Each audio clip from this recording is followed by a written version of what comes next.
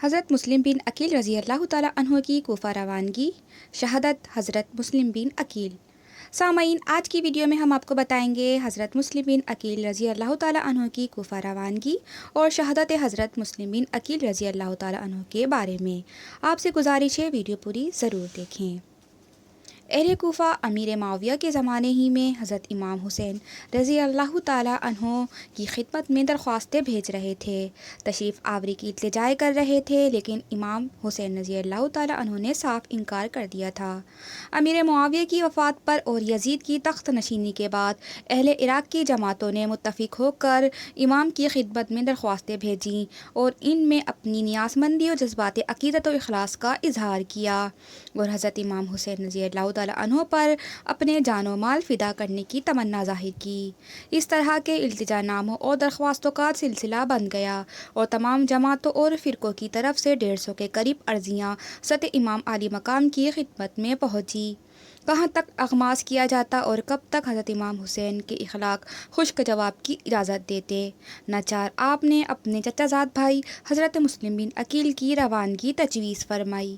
اگرچہ امام حسین رضی اللہ تعالیٰ عنہ کی شہادت کی خبر مشہور تھی اور کوفیوں کی بے وفائی کا پہلے بھی تجربہ ہو چکا تھا، مگر جب یزید بادشاہ بن گیا اور اس کی حکومت و سلطنت دین کے لیے خطرہ تھی، وہ طرح طرح کی تدبیروں اور حیلوں سے چاہتا تھا کہ لوگ اس کی بیعت کریں۔ ان حالات میں کوفیوں کی بیعت سے دستکشی کرنا اور حضرت امام حسین رضی اللہ تعالیٰ عنہ سے طالب بیعت ہونا امام پر لازم کرتا تھا کہ ان کی درخواست قبول فرمائیں۔ جب ایک قوم ظالم و فاسق کی بیعت پر راضی نہ ہو اور صاحب استحقاق اہل سے درخواست بیعت کرے، اس پر اگر وہ ان کی استدعا قبول نہ کرے تو اس کے معنی یہ ہوتے ہیں کہ وہ اس قوم کو اس جابہی کے حوالے کرنا چاہتا ہے۔ امام حسین رضی اللہ تعالیٰ عنہ اگر اس وقت کوفیوں کی درخواست قبول نہ فرما تو بارگاہ الہی میں کوفیوں کے اس مطالبے کا امام کے پاس کیا جواب ہوتا کہ کسی بھی طرح حضرت امام حسین رضی اللہ تعالیٰ عنہ بیعت کے لیے راضی نہ ہوئے، اس لیے ہم کو یزید کے ظلم و تشدد سے مجبور ہو کر اس کی بیعت کرنا پڑی۔ اگر امام حسین رضی اللہ تعالیٰ عنہ ہاتھ بڑھاتے تو ہم ان پر جانیں فدا کرنے کے لیے حاضر تھے۔ یہ مسئلہ ایسا درپیش آیا جس کا حل بجز اس کے اور کچھ نہ تھا کہ حضرت امام حسین رضی اللہ تعالیٰ عنہ ان کی دعوت پر لبیک فرمائیں۔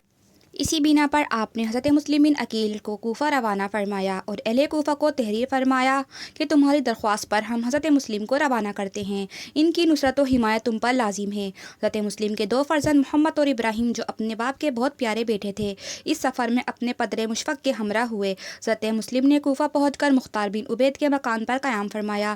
آپ کی تشریف آوری کی خبر سن کر جوک در جوک مخلوق آپ کی زیارت کو آئی اور 12,000 سے زیادہ تعداد نے آپ کے دست مبارک پر حضرت امام حسین رضی اللہ تعالیٰ عنہ کی بیعت کی۔ حضرت مسلم نے عراق کی گرویدگی و عقیدت دیکھ کر حضرت امام کی جانب میں عریضہ لکھا، جس میں یہاں کے حالات کی اطلاع دی اور التماس کیا کہ ضرورت ہے کہ آپ جلد تشریف لائیں تاکہ بندگان خدا ناپاک کے شر سے محفوظ رہیں اور دین حق کی تائید ہو، مسلمان امام حق کی بیعت سے مشرف و فیضیاب ہو سکیں۔ اہل کوفہ کا یہ جوش دیکھ کر حضرت نعمان بن بشیر صحابی نے، جو اس زمانے میں کوفہ کے والی گورنر تھے، اہل کوفہ کو مطلع کیا کہ یہ بیعت یزید کی مرضی کے خلاف ہے اور وہ اس پر بہت بھڑکے گا، لیکن اطلاع دے کر ضابطے کی کارروائی پوری کر کے حضرت نعمان بشیر خاموش ہو بیٹھے اور اس معاملے میں کسی قسم کی دست اندازی نہ کی۔ مسلم یزید حضرمی اور عمارہ بن ولید بن عقبہ نے یزید کو اطلاع دی کہ حضرت مسلم بن عقیل تشریف لائے ہیں اور اہل کوفہ میں ان کی محبت و عقیدت کا جوش بڑھ رہا ہے۔ ہزار آدمی ان کے ہاتھ پر امام حسین رضی اللہ تعالیٰ عنہ کی بیعت کر چکے ہیں اور نعمان بن بشیر نے اب تک کوئی کارروائی ان کے خلاف نہیں کی، نہ انسدادی تدبیر عمل میں لائے۔ یزید نے یہ اطلاع پاتے ہی نعمان بن بشیر کو معزول کیا اور عبداللہ بن زیاد کو، جو اس کی طرف سے بصرہ کا والی تھا، ان کا قائم مقام بنایا۔ عبداللہ بن زیاد بہت مکار و قیاد تھا، وہ بصرہ سے روانہ ہوا اور اس نے اپنی فوج کو قادسیہ میں چھوڑا اور خود حجازیوں کا لباس پہن کر اونٹ پر سوار ہوا اور چند آدمی ہمراہ لے کر شب کی تاریکی میں مغرب و عشاء کے درمیان اس راہ سے کوفہ میں داخل ہوا جس سے حجازی قافلے آیا کرتے تھے۔ اس مکاری سے اس کا مطلب یہ تھا کہ اس وقت اہل کوفہ میں بہت جوش ہے، ایسے طور پر داخل ہونا چاہیے کہ وہ ابن زیاد کو نہ پہچانے اور یہ سمجھیں کہ حضرت امام حسین رضی اللہ تعالیٰ عنہ تشریف لے آئے، تاکہ وہ بے خطر اور اندیشہ ہمیشہ من و عافیت کے ساتھ کوفے میں داخل ہو جائے۔ چنانچہ ایسا ہی ہوا۔ اہل کوفہ جن کو ہر لمحے حضرت امام علی مقام کی تشریف آوری کا انتظار تھا، انہوں نے دھوکہ کھایا اور شب کی تاریکی میں حجازی لباس اور حجازی راہ سے آتا دیکھ کر سمجھے کہ حضرت امام تشریف لے آئے، نعرہ ہائے مسرت بلند کیا، گرد و پیش مرحبا کہتے چلے، مرحبا بکا یا ابن رسول اللہ، اور قدمتا خیر مقدم کا شور مچایا۔ یہ مردود دل میں تو جلتا رہا اور اس نے اندازہ کر لیا کہ کوفیوں کو حضرت امام حسین کی تشریف آوری کا انتظار ہے اور ان کے دل ان کی طرف مائل ہیں، مگر اس وقت کی مصلحت سے خاموش رہا تاکہ ان پر اس کا مکر نہ کھل جائے، یہاں تک کہ دارالامارہ یعنی گورنمنٹ ہاؤس میں داخل ہو۔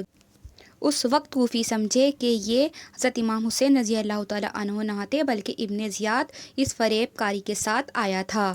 انہیں حسرت و مایوسی ہوئی۔ رات گزار کر صبح کو ابن زیاد نے اہل کوفہ کو جمع کیا اور حکومت کا پروانہ پڑھ کر انہیں سنایا اور یزید کی مخالفت سے ڈرایا دھمکایا، طرح طرح کے حیلوں سے حضرت مسلم کی جماعت کو منتشر کر دیا۔ حضرت مسلم نے ہانی بن عروہ کے مکان میں اقامت فرمائی۔ ابن زیاد نے محمد بن اشعث کو ایک دستہ فوج کے ساتھ ہانی کے مکان پر بھیج کر اس کو گرفتار کرایا اور قید کر لیا۔ کوفے کے تمام رؤسا عمائد کو بھی قلعے میں نظر بند کیا۔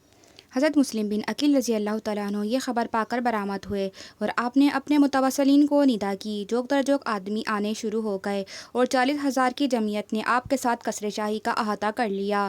صورت بنائی تھی حملہ کرنے کی دیر تھی۔ اگر حضرت مسلم حملہ کرنے کا حکم دے دیتے تو اسی وقت قلعہ فتح پاتا اور ابن زیاد اور اس کے ہمراہی حضرت مسلم کے ہاتھ میں گرفتار ہوتے اور یہی لشکر سیلاب کی طرح امنڈ کر شامیوں کو تخت و تاراج کر ڈالتا اور یزید کو جان بچانے کے لیے کوئی راہ نہ ملتی۔ حضرت مسلم نے قلعے کا احاطہ تو کر پھر بھی آپ نے اپنے لشکر کو حملے کا حکم نہ دیا اور ایک بادشاہ کے نائب کی حیثیت سے آپ نے انتظار فرمایا کہ پہلے گفتگو سے معاملہ حل کر لیا جائے اور صلح کی صورت پیدا ہو سکے تو مسلمانوں میں خون ریزی نہ ہونے دی جائے۔ آپ اپنے اس پاک ارادے سے انتظار میں رہے اور اپنی احتیاط کو ہاتھ سے نہ دیا۔ دشمن نے اس وقفے سے فائدہ اٹھایا اور کوفہ کے رؤسا عمائد جن کو ابن زیاد نے پہلے سے قلعے میں بند کر رکھا تھا، انہیں مجبور کیا کہ وہ اپنے رشتہ داروں اور زیر اثر لوگوں کو مجبور کر کے حضرت مسلم کی جماعت سے علیحدہ کر دیں۔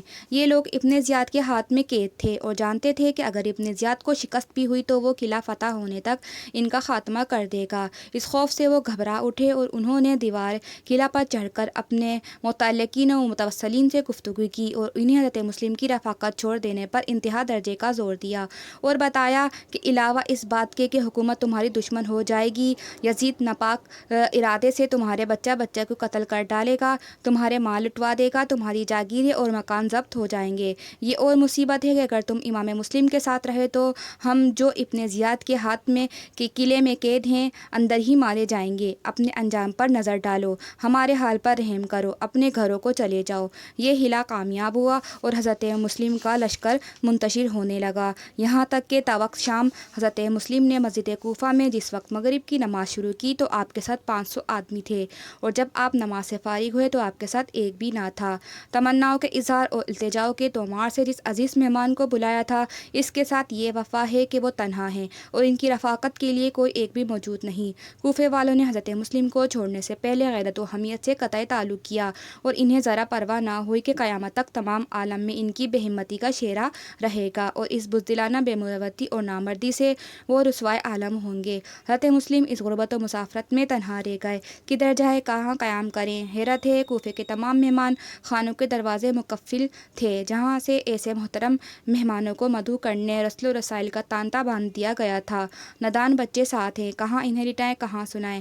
کوفے کے وسیع خطے میں 2-4 گز زمین حضرت مسلم کے شب گزارنے کے لیے نظر نہیں آتی تھی۔ اس وقت مسلم کو حضرت امام حسین کی یاد آتی اور دل تڑپا دیتی۔ وہ سوچتے ہیں کہ میں نے امام کی جانب میں خط لکھا، تشریف آوری کی التجا کی اور اس بد عہد قوم کے اخلاص و عقیدت کا ایک دلکش نقشہ امام علی مقام کے حضور پیش کیا اور تشریف آوری پر زور دیا۔ یقیناً حضرت امام میری التجا رد نہ فرمائیں گے اور یہاں کے حالات سے مطمئن ہو کر مع اہل و عیال چل پڑیں گے۔ یہاں انہیں کیا مصائب پہنچیں گے اور جب نے زہرا کے جنتی پھولوں کو اس بے مہری کی تپش کیسے نقصان پہنچائے گی۔ یہ غم الگ دل کو گھائل کر رہا تھا اور اپنی تحریر پر شرمندگی و انفعال اور حضرت امام حسین کے لیے خطرات علیحدہ بے چین کر رہے تھے اور موجودہ پریشانی بھی تھی۔ اس حالت میں حضرت مسلم کو پیاس معلوم ہوئی۔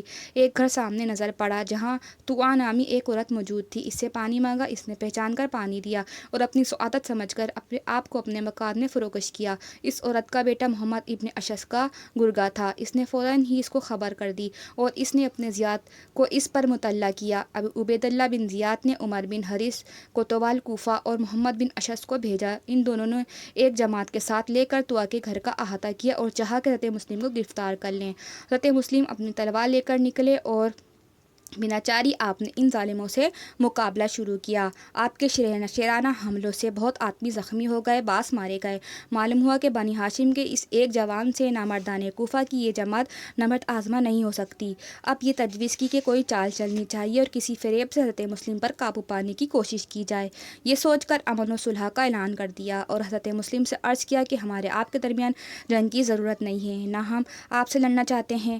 مدعا صرف اس قدر ہے کہ آپ ابن زیاد کے پاس تشریف لے چلیں اور اس سے گفتگو کر کے معاملہ طے کریں۔ حضرت مسلم نے فرمایا کہ میرا خود قصد جنگ نہیں، اور جس وقت میرے ساتھ 40,000 کا لشکر تھا اس وقت بھی میں نے جنگ نہیں کی، اور میں انتظار کرتا رہا کہ ابن زیاد گفتگو کر کے کوئی شکل مصالحت پیدا کرے تو خون ریزی نہ ہو۔ چنانچہ یہ لوگ حضرت مسلم کو مع ان کے صاحبزادوں کے عبید اللہ ابن زیاد کے پاس لے کر روانہ ہوئے۔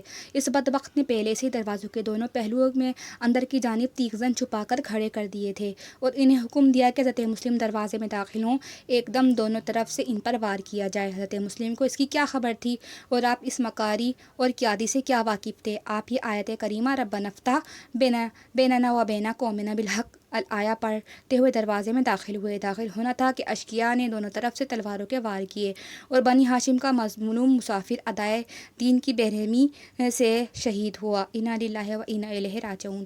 دونوں صاحبزادے آپ کے ساتھ تھے۔ انہوں نے اس بے کسی کی حالت میں اپنے شفیق پرد کا سر ان کے تن مبارک سے جدا ہوتے دیکھا۔ چھوٹے چھوٹے بچوں کے دل غم سے پھٹ گئے اور وہ اس صدمے سے لرزنے اور کانپنے لگے۔ ایک بھائی دوسرے بھائی کو دیکھتا تھا اور ان کی سرمگی آنکھوں سے خونی اشک جاری تھے، لیکن اس بار کا ستم میں کوئی ان نادانوں پر رحم کرنے والا نہ تھا۔ ستم گاروں نے ان نونہالوں حالوں کو بھی تیغ ستم سے شہید کیا اور ہانی کو قتل کر کے سولی پر چڑھایا۔ ان تمام شہیدوں کے سر نیزوں پر چڑھا کر کوفے کے گلی کوچوں میں پھرائے گئے اور بے حیائی کے ساتھ کوفیوں نے اپنے سنگ دلی اور مہمان کشی کا عملی طور پر اعلان کیا۔ یہ واقعہ 3 ذی الحجہ 60 ہجری کا ہے۔ اسی روز مکہ مکرمہ سے حضرت امام حسین رضی اللہ تعالیٰ عنہ کوفے کی طرف روانہ ہوئے۔ شکریہ۔